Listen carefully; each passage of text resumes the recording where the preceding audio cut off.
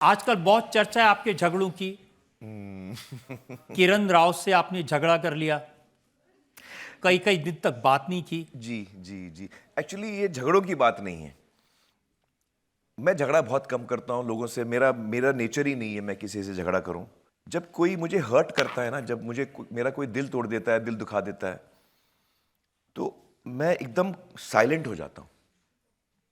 जैसे कि कोई स्टील की दीवारें मेरी चारों तरफ आ जाती हैं, गिर जाती हैं। और मैं अब उसके बाद जिस बंदे ने मेरे साथ गलत किया है, मैं उससे बात ही नहीं करता हूँ। मैं उसकी बात ना सुनता हूँ ना जवाब देता हूँ। मैं एकदम आइसोलेट कर देता हूँ अपने आप को।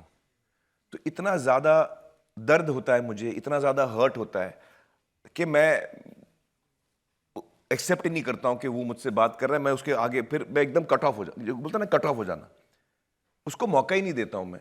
और ये गलत बात है, अच्छी बात नहीं है। मैं भी मानता हूँ ये अच्छी बात नहीं है। देखिए, इंसान से ही गलती होती है, और अगर किसी ने आपका दिल दुखाया है तो आपको उसको माफ़ कर देना चाहिए। माफ़ी से बड़ी कोई चीज़ नहीं है। माफ़ी से बड़ी कोई चीज़ नहीं है। लेकिन लेकिन इससे पहले कि आपका अगला इल्ज़ाम आए बड़े अटैकिंग मोड में होते हैं रजत जी। हाँ, वो बिल्कुल छोड़ते नहीं है, टक टक टक टक हर तरफ से। तो ये बात सही है कि मैं बड़ा, इसको मैं कहूंगा इमेच्योर। ये बचपना है कि आपके दोस्त के साथ आपका किसी पॉइंट पे कुछ झगड़ा हो गया, अनबन हो गई, तो आपने अभी 7 साल बात नहीं की उससे। ये मेरा जूही चावला से 7 साल बात नहीं। जी, जूही के साथ मैंने 7 साल बात नहीं की। तो ये बचपना है, ये ईगो है। इसमें ईगो आ जाता है कि मैं ही सही हूं, उसने गलत किया, अब मैं उसको माफ भी नहीं करूंगा। ये गलत है। तो मैं मानता हूं कि ये गलती मेरे में थी। और फिर मैं थेरेपी भी मैंने शुरू की कई साल पहले। तो ये सारी चीज़ें मुझे अपने आप के बारे में समझ में आई कि मैं ये ऐसा नहीं होना चाहिए। सख्त, जजमेंटल, अनफॉरगिविंग, कि आप किसी को माफ़ नहीं कर रहे हैं, ये चीज़ें गलत हैं। और मुझे ये चीज़ें धीरे धीरे समझ में आई हैं। मैंने आपके एक इंटरव्यू में देखा है कि आपको नींद बहुत गहरी आती है और आप एक बार सो जाएं तो आपको जगाना बहुत मुश्किल होता है, तो बिल्कुल क्या सही। ये सही है सर? ये बिल्कुल सही है। मुझे मेरे दोस्त यार, फैमिली के लोग सब मुझे कुंभकर्ण बुलाते हैं, क्योंकि एक दफ़ा मैं सो जाऊं तो फिर मुझे उठाना बहुत मुश्किल है। और ये बात भी सही है कि मैं बहुत ज़्यादा घंटे जाग के काम भी कर सकता हूं।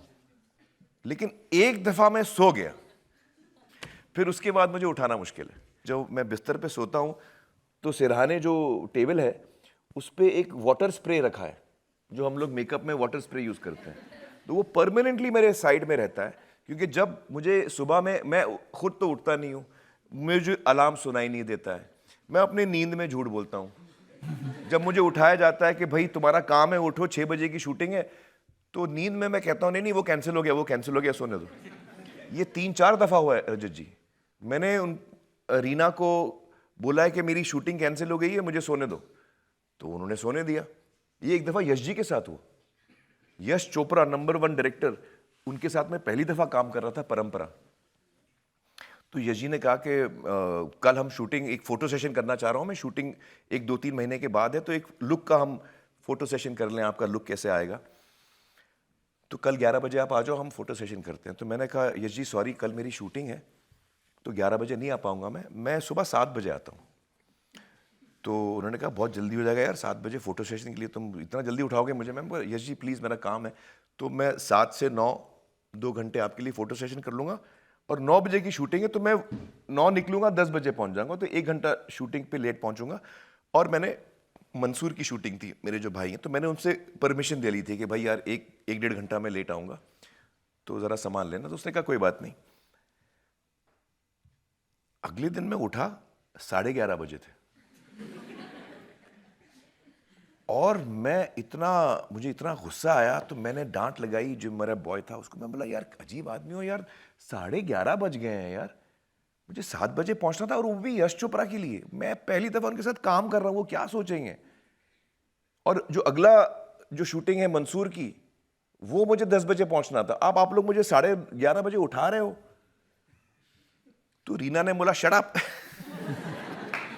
रीना ने मुझे डांट लगाई। तो मैं चौंका, मैं बोला क्या हुआ? तो रीना ने कहा भाई हमने आपको 5 बजे उठाया था, जो आपने वक्त दिया था उठाने का, और जब हमने 5 बजे उठाया तो आपने कहा कि नहीं, फोटो सेशन कैंसिल है। मैंने कब कहा ये? अच्छा, अब मैं एकदम शॉक्ड होके यार मैं तो सो रहा था, मैं कैसे बोल सकता हूँ? आप सो रहे थे लेकिन आपको उठाया तो आपने कहा कि कैंसिल। ऐसे कैसे, मैं झूठ कैसे बोल सकता हूँ? उसने कहा आपने झूठ बोला है, आपने कैंसिल बोला क्या, तभी तो हमने नहीं उठाया आपको। और आपने तो ये भी बोल दिया कि शूटिंग भी कैंसिल है, दिन भर सोने दो। तो वो पहली दफा था जब मुझे रियलाइज हुआ कि यार मैं नींद में भी झूठ बोलता हूं। मतलब जब मैं जागा हूं तो एक आध दफा बोल ही देता हूं, लेकिन नींद में तो डेफिनेटली बोलता हूं। जब दंगल आपको ऑफर हुई थी तो जब कहानी सुनाई गई जिसमें था कि जो कैरेक्टर है वो बहुत मोटा बूढ़ा होगा, है, मोटा है, बाल सफेद हैं। हाँ। तो आपने कहा कि ऐसा लगता है कि सलमान और शाहरुख ने मेरा करियर बर्बाद करने के लिए ये कहानी भेजी है।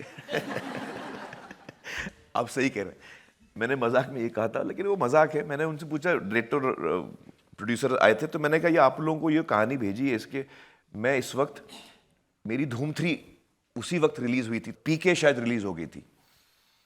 तो मैंने कहा नितेश जी से, मैंने कहा नितेश जी इस वक्त क्या है, लोगों को बड़ी गलत फहमी है, उनको लगता है मैं 30-35 का हूँ, उनको मेरी असली एज पता नहीं है। और आप जो फिल्म बना रहे हैं ना, अगर मैं वो कर लूँ तो मेरी असलियत उनके सामने आ जाएगी, उनको रियलाइज हो जाएगा कि ये एक्चुअली 55 का है, ये बूढ़ा आदमी है भाई, 4 बेटियों का बाप, ऐसे जो कैरेक्टर है फिल्म के अंदर। तो इसलिए इस लिहाज से मैंने एज अ जोक कहा था कि यार आप लोग आपको सलमान शाहरुख ने तो नहीं भेजा कि यार उसको दंगल तो फिर उसको आउट कर देते हैं, इसको हटाओ यार। तो एज अ जोक।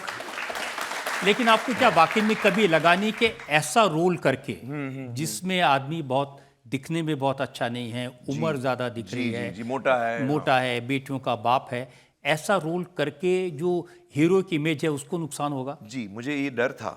और तभी मैंने नीतीश जी से भी कहा कि हम एक काम करते हैं कि यार मेरी स्टारडम ऐसा ना हो कि लोग देख के शायद अब इतना मोटा हो गया है, बूढ़ा लग रहा है, मेरी स्टारडम में शायद कुछ असर आए, एक इंसान सोचता है। तो मुझे भी डर था ये शायद हो।